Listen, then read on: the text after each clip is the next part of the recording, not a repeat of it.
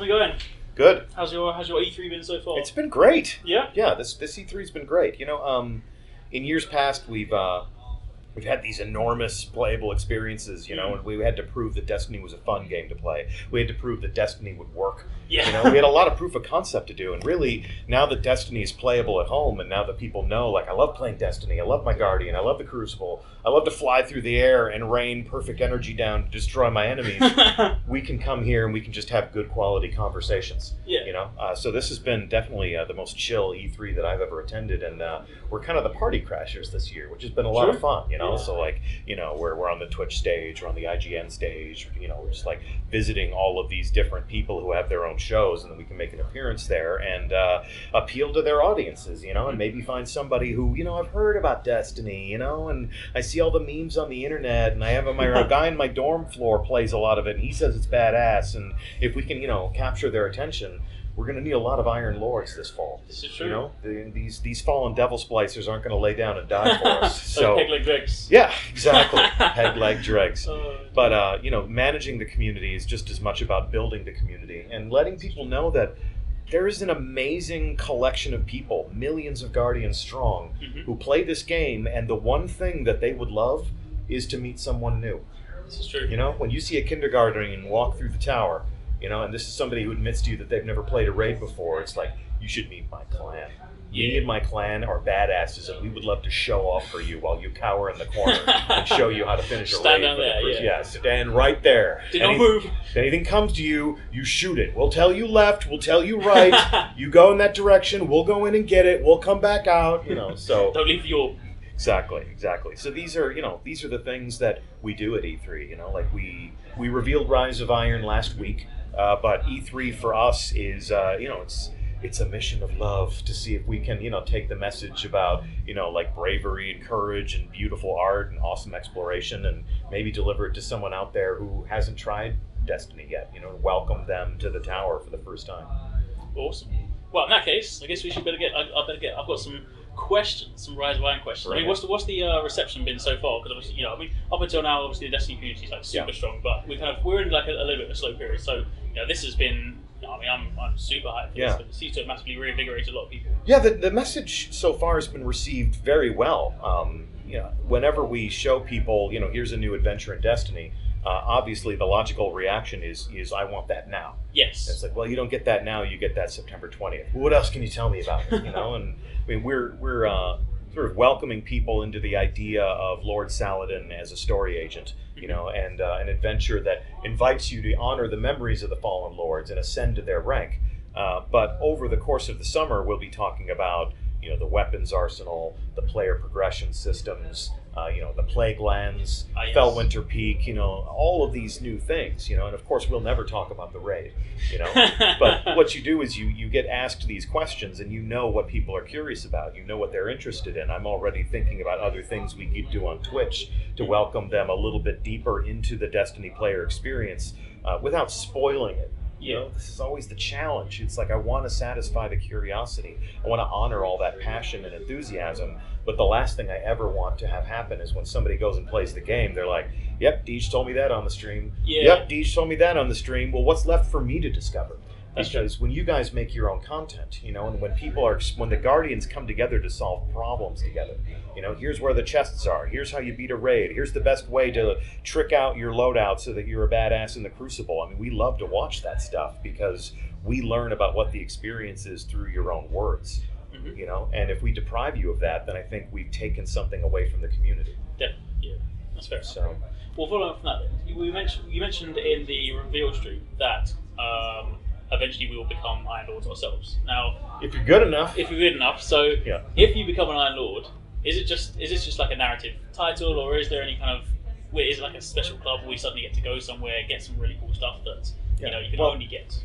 In terms of going somewhere and doing stuff, the first step in your journey to become an Iron Lord is to ascend that abandoned outpost atop Fellwinter Peak. Yeah. You need to reclaim this social space. It's not like the first time you showed up in the tower.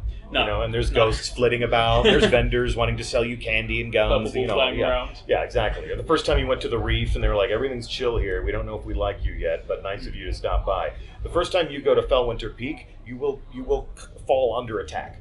Right. Immediately. It's been infested by our enemies. Lord Saladin was the sole surviving Iron Lord. And Felwinter Peak, ever since then, has sort of been a monument to their courage and their honor and the amazing things they did to sacrifice themselves to protect humanity. And we, as Guardians, a would-be next generation of Iron Lords, have to go back in there and clear out the enemies and relight the torches and start to restore honor to those noble traditions. From there, we use that as our base of operations, our jumping off point for all of these new adventures that send us into the Plaguelands. That's where we get to enjoy new ways to patrol, new ways to share action with Guardians we've never met in the form of public events, all sorts of new secrets and treasures that we can plunder from that landscape. And it's pretty...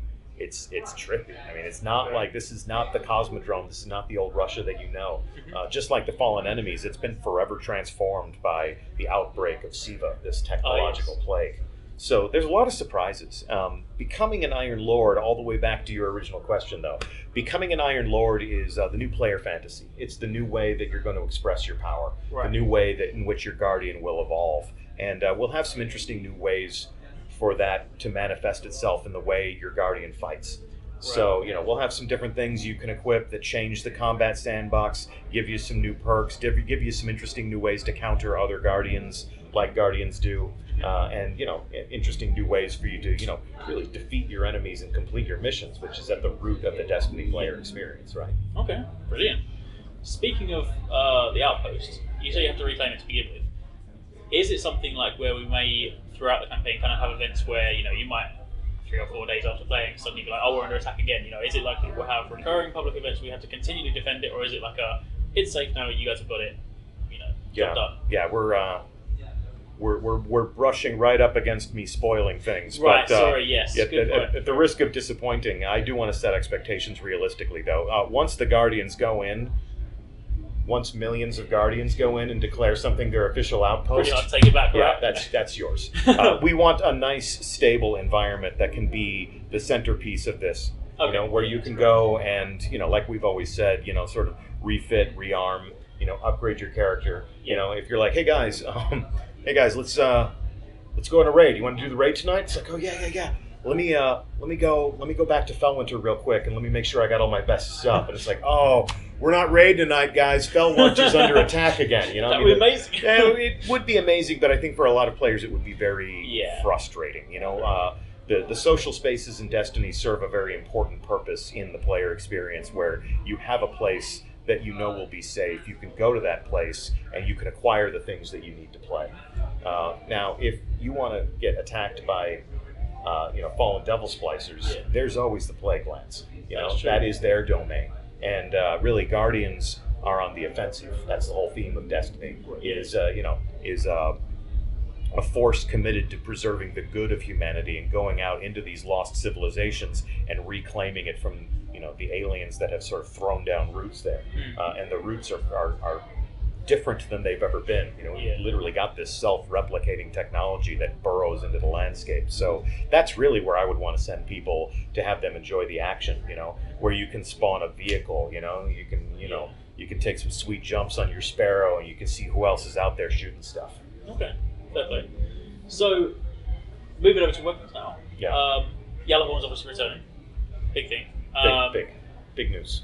The Iron Yellowhorn and the normal Yellowhorn. Yeah. Is there a difference aside from the paint job, or is it just well, they don't.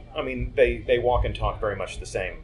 You essentially have the traditional white and gold version, and then you have the black and silver Iron Gallarhorn. Yeah. Now, if you pre-order, you have the option for the Iron Gallarhorn. Right. You have the option to have both. Because we've had some people say, well, I want to pre-order and get a special Gallarhorn, but I also am a sentimental person and I want that original, like white and gold one as well. So you have the option. You're not forced into doing that. The thing that I love about the fact that not only is the Gallarhorn coming back, but we've taken a lot of the guesswork as to how you acquire it. Right. How did you had a Gallarhorn? Yeah. I was one of those guys that was like, day one that Zur had it, I was like, I'm not gonna waste my heavy slot with a rocket launcher. I'm gonna buy a piece of armor. That's rubbish. Yeah. And then suddenly I was like, I really would like that. So I got mine from Crota. Okay, there you go. Okay. Okay, so that's a great story. Yeah. I was playing in the Crota's End raid. I got a Gallarhorn. There's certain people who will tell a story like I was low man on the totem pole at the end of a Crucible match that we lost, and I got a Gallarhorn. We're taking away a lot of that angst and that guesswork and that inconsistency.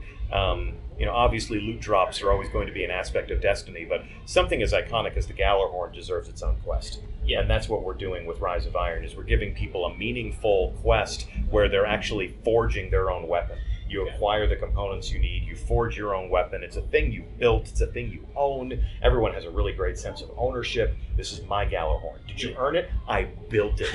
I earned mine. Did you buy yours from Zur? It's like we all build our own Gallarhorn, like a knight that forges their own sword. Yeah. So, and that was really, the player fantasy that we wanted to create for Destiny, where, there are certain weapons in the sandbox that are truly meaningful, truly a trophy of honor. And the Gallarhorn really occupies a great spot in Rise of Iron that I think is worthy of its legacy as that year one weapon that was essentially requisite to participate in a raid. LFG for raid must have Gallarhorn max life. So I'm gonna skirt around the raid because obviously I know we're not going to speak too much about it. But in terms of, we're always striving to make them bigger and better. So is this? Would you go as far as to say this is the most ambitious raid to date? Is it bigger than the ones we've seen before? I think it delivers on the promise of a raid. It is going to be the most challenging activity in Rise of Iron. Mm-hmm. The one thing that we're trying to avoid is that I think in the first year of Destiny, the raid was really the only way that you could complete your adventure. The raid was the only way that you could reach your full potential. Right, yeah. And there are people in our community who, frankly, don't play raids. They don't want something that complicated. They don't have 5 friends at the ready. So the raid will absolutely deliver on the promise of a challenging activity that you share with a fire team. Problem solving, mysteries, fantastic bosses, strange alien lairs and strongholds.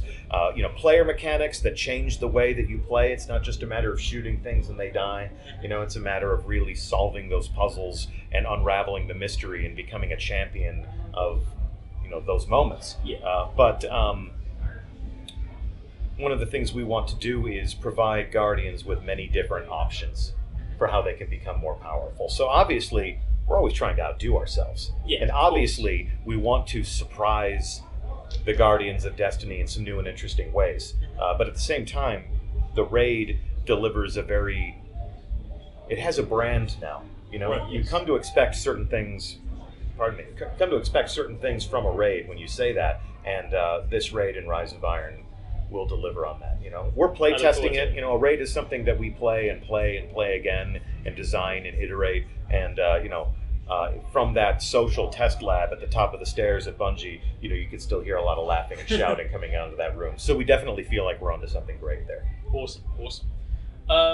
Actually, a question. So obviously we know that the release of Rise of Iron means that last gen consoles are going to take a step back. How are you going to cater to last gen Guardians? Are they going to have anything to do, or are they going to have to upgrade? Mm-hmm. Well, at this point in time, we've iterated on Destiny so much. There's so many places to go. There's so many different stories that we tell, and we've gotten to the point where, in order to deliver new experiences to what we're calling the legacy generation consoles, we would have to start taking things away. And there are still, to people like you and I, we might be very surprised to, talk to somebody who said, "Oh yeah, I started playing Destiny last week," but that's happening. And instead of subtracting from that player experience, like, "Oh, you can't go to the reef anymore, you can't play that story mission anymore," we want to leave that intact for new players. And the new content that we're delivering, we're focusing on next generation. Because with the legacy gen consoles, the footprint is what it is. We'd have to start subtracting if we were to add at this point. So instead of doing that, we're going to leave that intact. The new places that you go, the new stories that we tell, we knew this was inevitable. Of course. Fortunately, about 90% of the Guardians who play Destiny do so on the current generation. The PlayStation 4, the Xbox One is almost the default home of 90% of our community. And this is not to say that remaining 10% isn't worthy of designing a game for. No. We love everyone in our community. We'd love to bring all of them along for the ride. It's just a matter of technical limitations at this point. So would it be fair to say then, if you say that you're going to leave the old experience intact when things like, say, Iron Banner come back, or you have Trials of Osiris, will that still be accessible to... This is still a question mark for me, and we're actually working with Destiny player support to produce an entire suite of help articles that will talk to each player about how this sort of divergence between legacy gen consoles and current gen consoles will impact every single platform. So we'll be giving players a lot of information as to here's what you'll have access to, or here's sort of the programming that won't be available on legacy generation consoles anymore. We're working all that up right now. Okay. On the heels of reveal, and just sort of announcing, yes, we're telling new stories. Yes, they will be next gen only, or current gen, as it were, only. We're so in the habit of calling the PS4 a next gen console, but really this is what we have right now. This is where we live, and this is where we play. But we're going to, in the coming weeks, publish all of those articles and talk to people about how, now that player progression is forking, how you can take your progress in your character on a legacy gen console and port it over so that it lives, and we'll also be working with the console partners. We'll be working with PlayStation and Xbox to talk about if you're pardon me, if you're a legacy gen player, what are your options for upgrading. Okay. So there'll be some announcements that we'll make on all sides. Brilliant. Okay. One of the things we saw in the trailer was when they were kind of like the Six Guardians in what seemed to be the raid encounter. Some of them were wearing armor from the current encounters, of course some were wearing some new armor. So would it therefore be right to assume that you can bring certain gear forward? Well, I mean, will it still be in the same way that we can, bring power levels up to the current existing level? Can we do that in the next expansion? You know what? The player progression is a thing that we'll talk about at a later time, just because I feel like at this point, I want to give the team all the time they need to make all of those final decisions and lock that stuff. Okay. So like I said, the weapons arsenal, the player progression, how you upgrade your characters, what comes forward, what's included in the new gear sets, the new guns, new exotics, all of these are things that will satisfy in the weeks and months to come. Okay, fair enough. I suppose the same would probably be said then for any revisions being made to original subclasses. Because I know that back at the launch of Taken King, I think it was Luke Smith spoke about how he'd like to at some point revisit the old subclasses. Yeah, well, I mean, Hunters just got, I don't know, they got revised, they got finessed, they got modified. Leave my Hunters alone. Leave my Hunters alone. You can deal with the Warlocks, it's fine. Yeah. But every subclass has had their moment under the designer's microscope. Right after we launched Taken King, the Hammer of Soul, got its day in court and justice was served. The Warlocks most recently in the April update, I feel very fortunate that we're working with a sandbox team that is this committed to finessing that sandbox so that players have viable options. It's like, you play as a hunter, why would you play as a hunter? It's like, people can say that. Play as a hunter? Why would you not play as a hunter? Indeed, but there should be a viable and logical reason why you would embrace any of the subclasses of Destiny. There should be no such thing as a worthless weapon in the arsenal. We want these things to all sort of counterbalance each other. There should be good choices and good options for different types of missions. So in terms of what we'll do to change the way the sandbox works, obviously that's an ongoing process. Yes. And it will continue. In terms of adding new features or adding new subclasses or new perks, these are things that we'll realize over time. Okay, brilliant. Well, I think I've actually just run up. So that's so. Thank you very much. Yeah, really appreciate that, and I look forward to seeing more, and hearing more. Well, I look forward to seeing you atop Fellwinter Peak. Definitely. This fall. It's September 20th. Yes. It's a date. It is indeed. Yes. Although I'm on Xbox. You'll have to come over to my side. I'm over on Xbox. Brilliant. There we go. We should do it. We should raid together. Yeah. Perfect. You got it. Awesome.